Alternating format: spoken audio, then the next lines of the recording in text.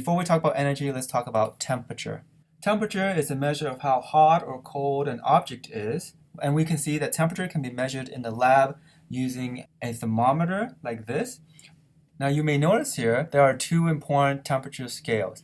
The Fahrenheit is what is used in the United States, whereas the Celsius is used around the world and in the sciences. For example, in the Fahrenheit scale, 98.6 degrees is the normal body temperature, whereas in Celsius, that's 37.0 degrees. The first temperature scale was created by a scientist named Fahrenheit. He saw how mercury expands in a tube depending on the temperature environment it is in. First, he took a reading at the freezing point of water and the boiling point of water, defining this at 32 degrees and separating it by 180 degrees apart. And as you can see, those numbers aren't very rounded. So we have an improvement from Celsius in the Celsius scale, where now the freezing point is defined to be 0, and the boiling point of water, whatever that temperature is, we have called that to be 100 degrees. Now in this case, we have divided the difference between freezing and boiling point of water by 100 degrees Celsius.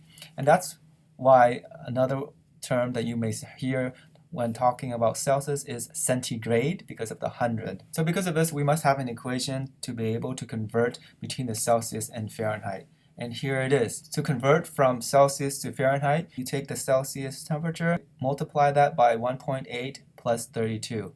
A note of sig figs is that 1.8 and 32 are exact numbers, so they do not have sig figs.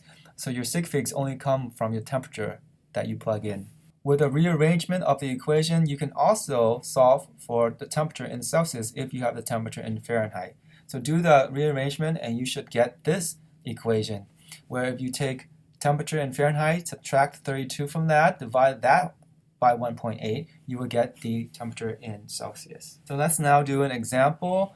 A person with hypothermia has a body temperature of 34.8. What is the temperature in degrees Fahrenheit? You simply have to plug in 34.8 to Tc. Doing this computation, you should arrive at 94.64.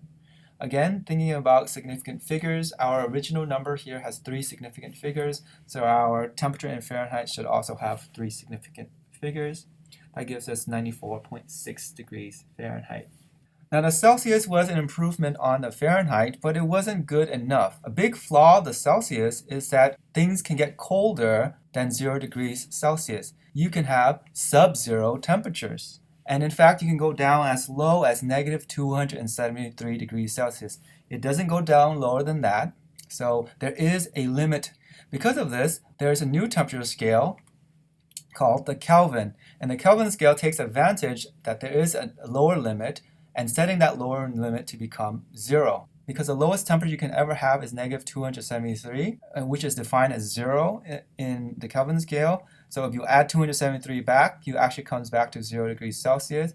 The freezing point of water then is 273 Kelvin. Notice that I said 273 Kelvin, not degrees Kelvin. In the Kelvin scale, there are no degrees sign. Again, in the Kelvin scale, there are no negative temperatures, which is why it makes the math super good, and that is why it is the SI unit for temperature.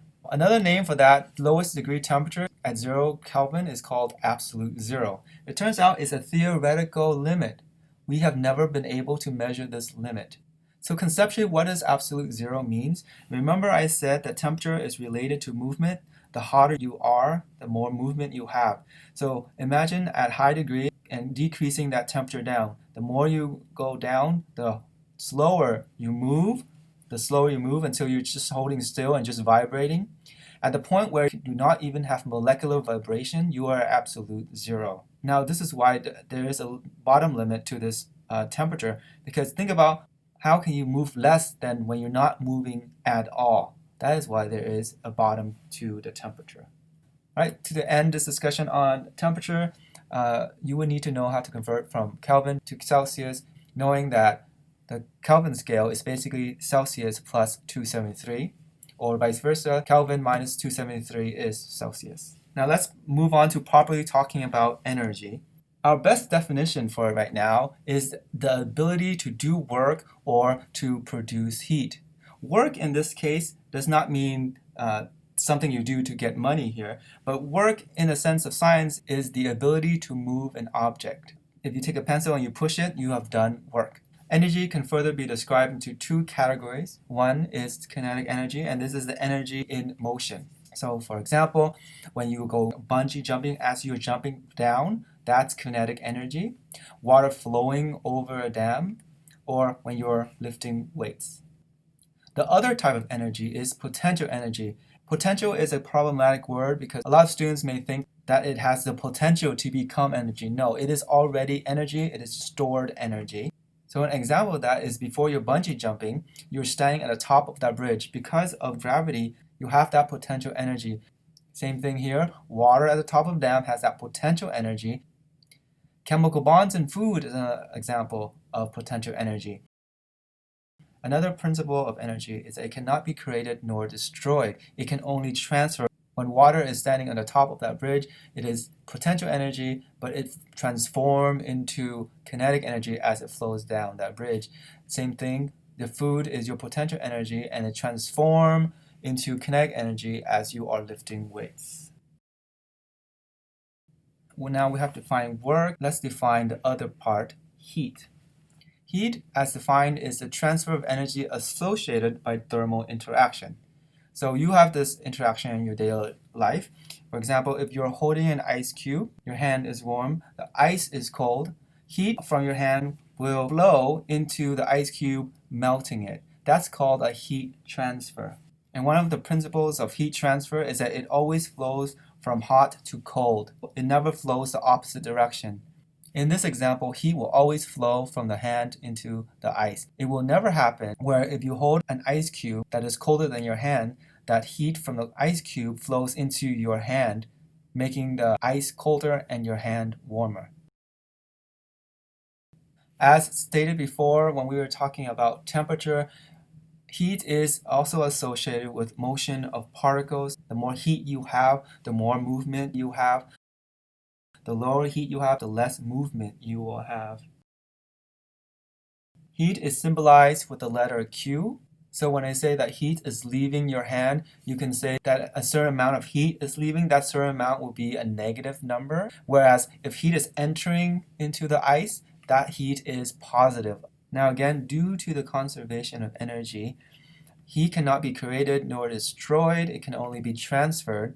So you can say that the heat Q of the hand is equal to the negative heat of the ice, right? That means whatever heat that is given from the hand is received exactly by the ice. So if you imagine, let's say 5 units of heat was gained by the ice, if you put 5 in here, making this Q of hand is equal to negative 5, meaning that 5 units of heat escaped from the hand. This idea becomes important when we are talking about calorimetry in the lab.